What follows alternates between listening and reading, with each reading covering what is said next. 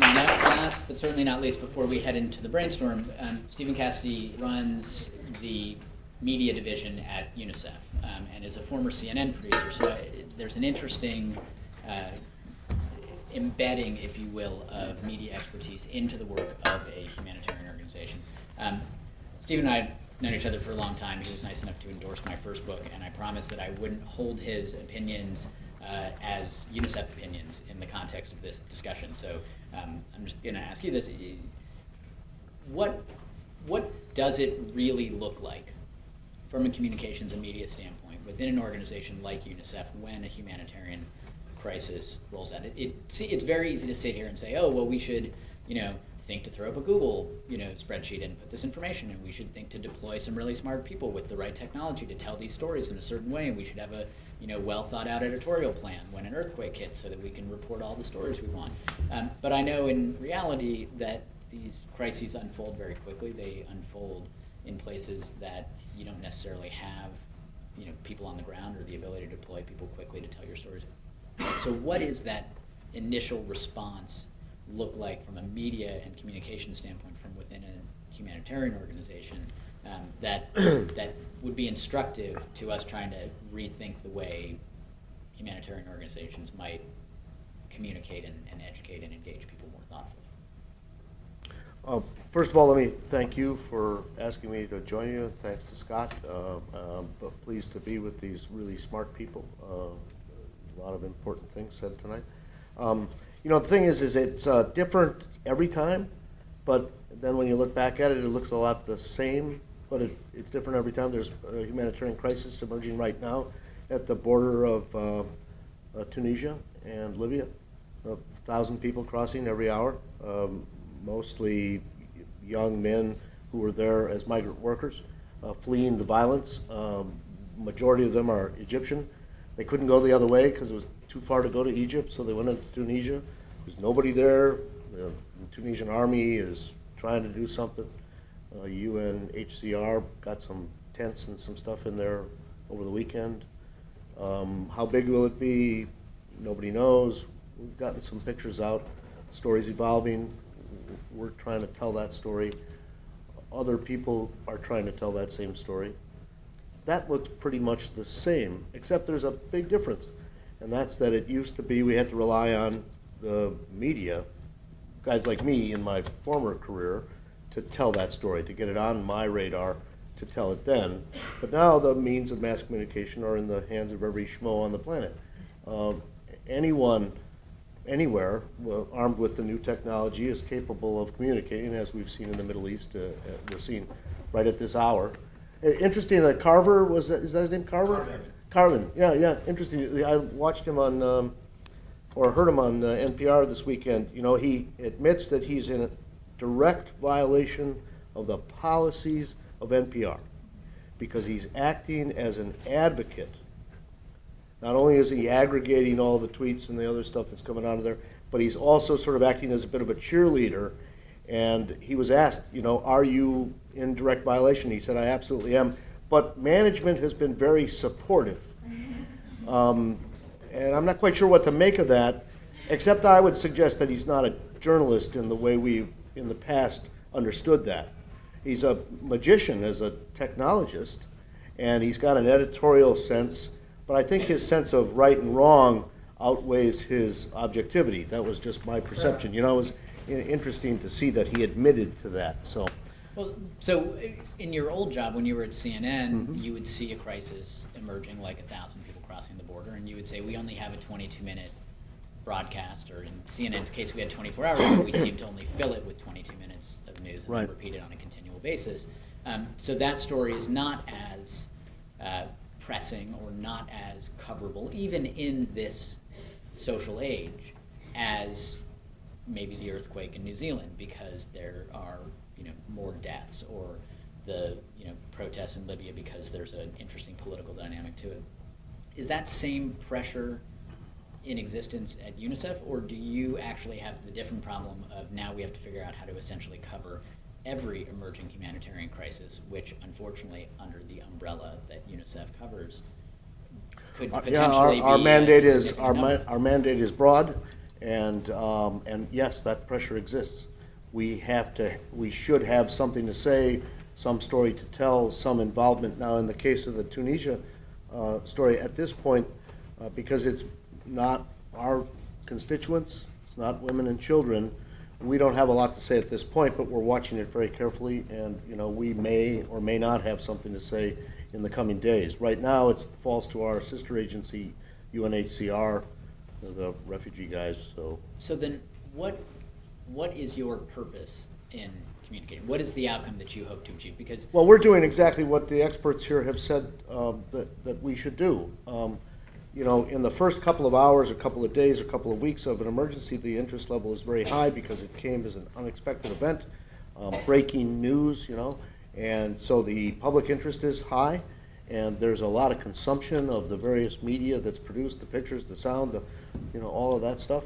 But as the Haiti moves from the headlines into the back pages of the newspapers and the second sections of the television and into deeper and deeper into the Google search, we try to continue to tell the story.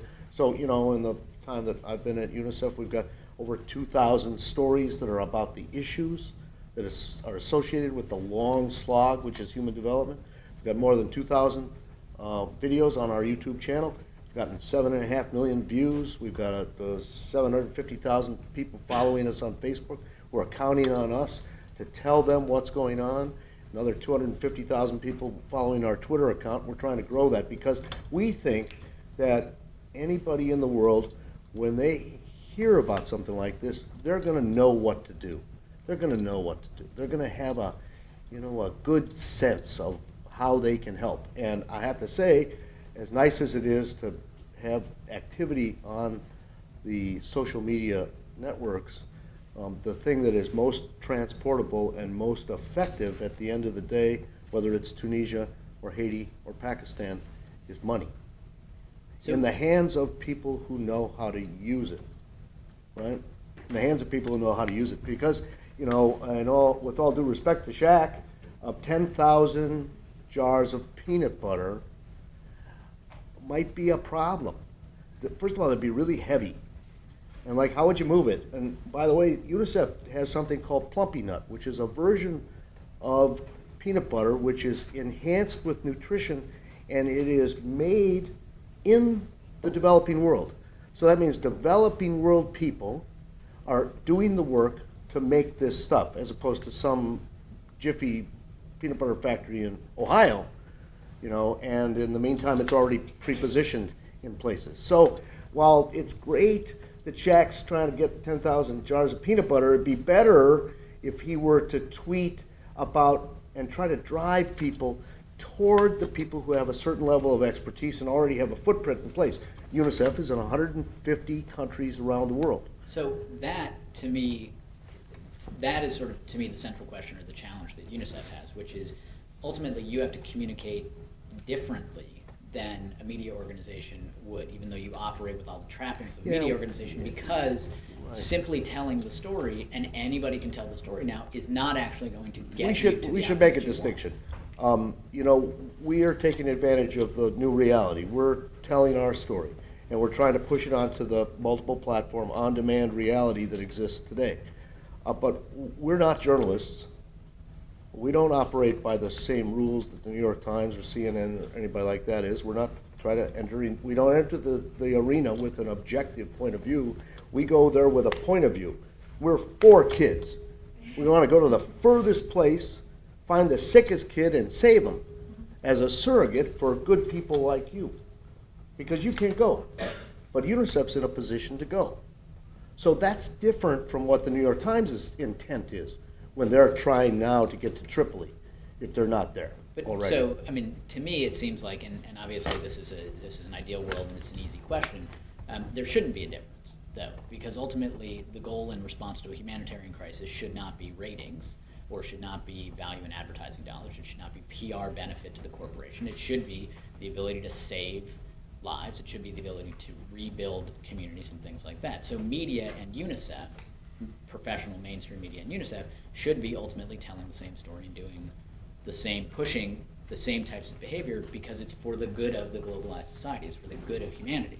I'm not discounting the charge that the publisher of the New York Times or anybody else has in terms of meeting their bottom line, but I also know that in a humanitarian crisis, it's a different situation. There is a critical, urgent need, a life dependence that this media needs to contribute to.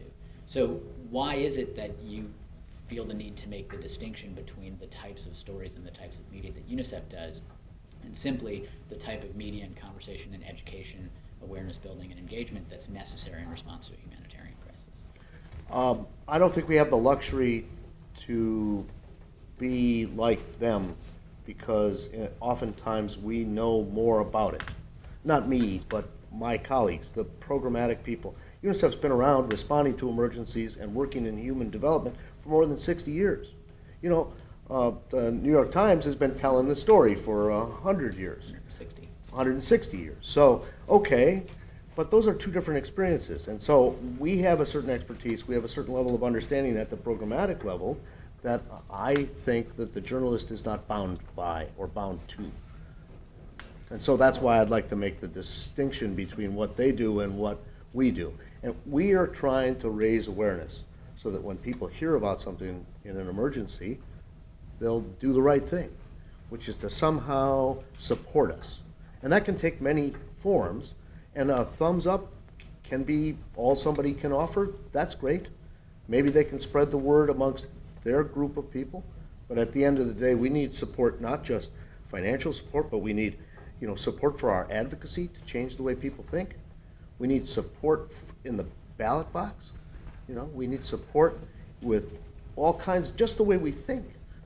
We need to change the way people think. That's what we're trying to do. So one last question very quickly.